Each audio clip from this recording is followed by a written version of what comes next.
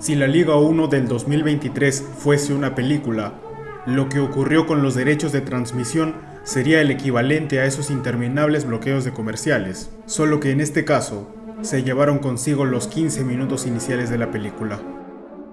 No voy a profundizar demasiado en ello, porque política y fútbol son una guerra en la que para este video apoyaré al bando de la no mezcolanza. El equipo está con muchas ganas de jugar, de entrar a la cancha y esperando que el fútbol se vuelva a normalizar y se tenga que pasar lo que tiene que pasar, que los partidos se jueguen. Solo lo menciono como un recordatorio de lo irónicamente absurdo que puede llegar a ser el fútbol en este país. Desastroso, desorganizado, sostenido apenas por un hilo. Pero para nosotros, los que lo seguimos y amamos con una devoción que desafía toda lógica, es lo que nos mantiene con las ganas de soportar todo, para simplemente llegar a tu hogar, prender la tele e ilusionarse con 11 tipos y un balón.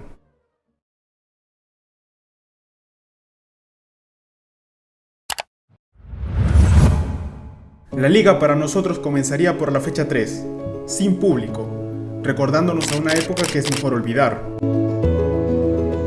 Carvalho, Ancajima, Guzmán, Di Benedetto, Cabanillas, Ureña, Calcaterra, Pérez Guedes, Polo, Rivera y Valera. Una 4-2-3-1 de toda la vida. Otro globito más aquí. Esa está, Marco está. Fuera de juego, Dios mío. El resultado se hizo esperar. Hasta que Andy Polo, después de picar al espacio y tirar un centro, encuentra una cabeza.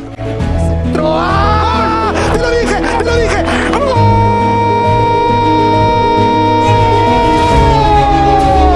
¡De Universitario! ¡Gracias, Lolo! ¡Gracias por iluminarnos! Habría sido lindo que el primer gol de la campaña haya sido de uno de los nuestros, pero no. Pero ¿cómo funciona el destino, que siempre te va mandando señales? ¿No les recuerda otro gol? Pero para eso aún falta. Recuerdo que el puntero de esa primera fecha había ganado con una diferencia de +3. Si Universitario metía el cuarto, cerraba la fecha puntero. Minuto 94 habían añadido 5. Y alguien ya empezaba a practicar. Porque para el importante falta, pero al examen final uno debe llegar estudiado. Universitario de Deportes. Viene el lanzamiento a colocar, a ver qué está. ¡Qué golazo! ¡Qué golazo! ¡Qué golazo! ¡Gol!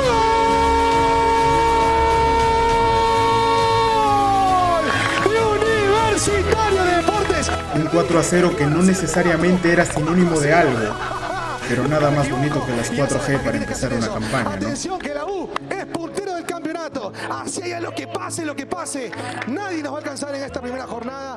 ¡Qué señor gol de Urruti!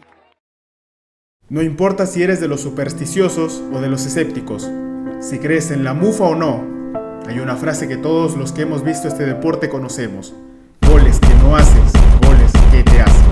Hoy en día dominar a un rival y no marcar es algo a lo que ya nos acostumbramos, pero para la siguiente fecha en Moyobamba era algo nuevo. La historia del hombre que superó todo lo que el destino le tenía planeado apenas si empezaba a escribirse.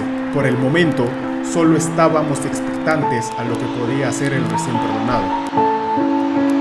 Lo cierto es que no importa quién dio el pase, quién remató, si por arriba o por abajo, simplemente no entraba, al menos no para nosotros.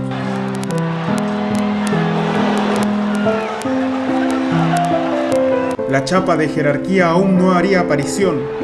Solo un pequeño gran accidente, una demostración de lo injusto que puede ser el deporte, y créanme, la tormenta aún no pasa.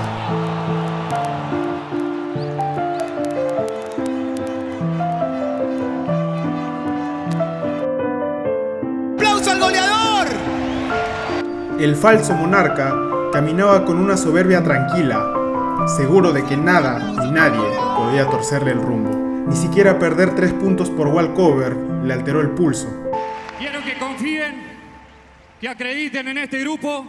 Este grupo sabe el compromiso que es representar esta camiseta. No lo vamos a defraudar. ¿Cómo podría si su mercado de pases era, en ese momento y en su cabeza, el sueño que cualquier club hubiese querido para sí, un central de la selección peruana, un talento que venía de brillar en Chile, un delantero colombiano llamado a destronar a un ídolo, y un extremo izquierdo, cuyo fichaje tenía sabor a duelo. No fue solo una compra, fue un gesto, una provocación, una forma de anunciar que él, por entonces, se sentía dueño del tablero antes siquiera de mover la primera pieza. Pero era día del clásico, y por un tema de honor, nada de lo que dije debería importar.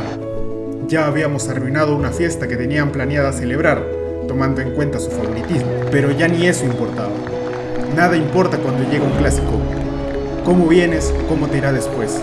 Si eres favorito o no, si estás de local o visitante. Bonitas palabras. El problema es cuando lo que dices no se presenta en la cancha. Amigo de todo el país, pica. El árbitro del compromiso, Augusto Menéndez, termina el primer clásico de la temporada 2023. Lo ha ganado Alianza Lima 2, Universitario de Deportes 1. El destino nos tenía preparado una alegría de esas que no olvidaremos. Llámalo justicia poética, karma, casualidad pura, lo que quieras. Para ganar primero hay que perder, y para ponerle condimento a lo que vendrá, la primera batalla la tenían que ganar ellos.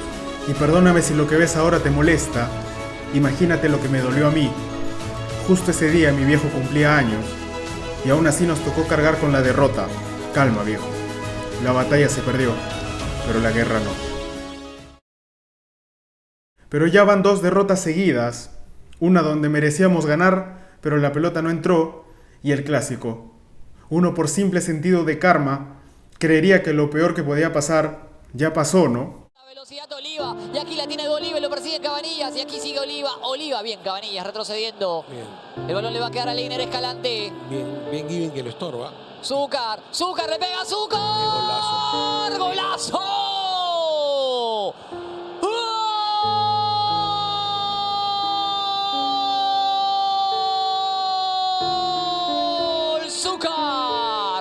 Recuerdo que, al concluir aquel partido, lo único que pude hacer fue refugiarme en mi cuarto. El eco de los goles aún vibraba en mis oídos, y entre la penumbra, una lágrima, silenciosa y obstinada, trazó su propio camino por mi rostro. Sé que esto está recontra liquidado. Me quedé allí, preguntándome qué más hacía falta, qué pieza aún no encajaba para que el equipo mostrara al fin una nueva cara, y sobre todo, quién sería capaz de alzar el espíritu de un grupo que parecía caminar con el alma hecha polvo y con los sueños rendidos.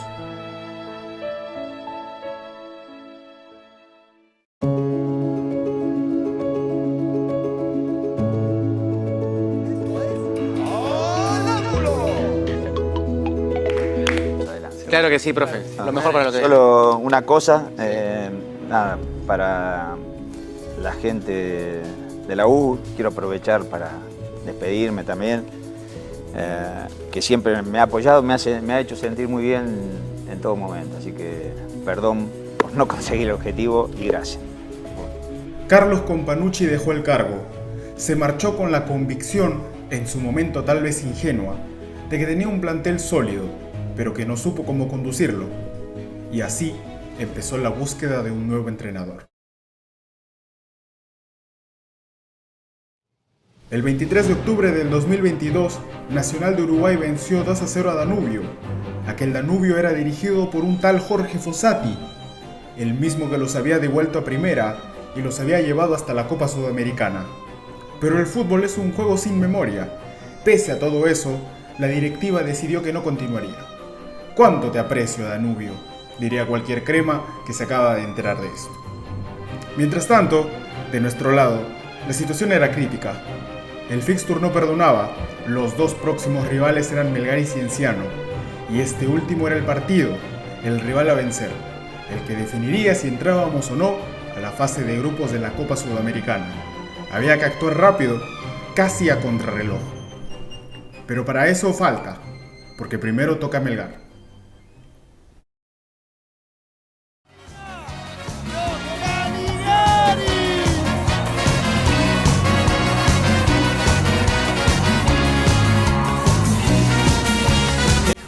con Jorge Fossati ya contratado, había que jugar el primero de estos partidos con el Coco Araujo de interino.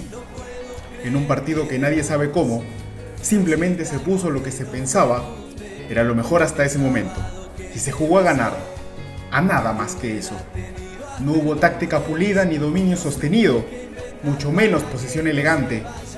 Se jugó con el alma desnuda, solo con la urgencia de ganar, sin plan ni cálculo, frente a un rival que también cargaba su propio desorden.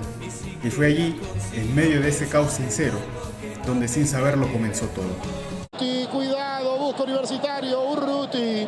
Ya tenemos 10 minutos de juego. Somos Gol Perú, somos el canal del fútbol. Qué buena pelota, Quispe, y el primero Quispe.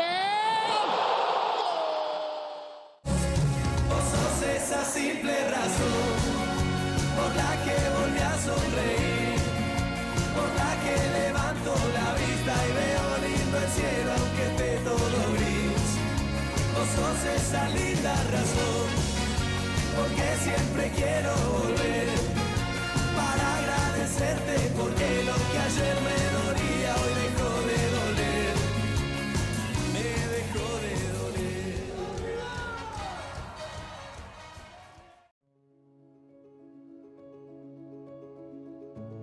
Son 10 años que el club no campeona, hay una presión grande por el campeonato en estos momentos. ¿Cómo llega, no? Hay una presión inmensa por ser la U sobre todo. Presión del cuadro grande.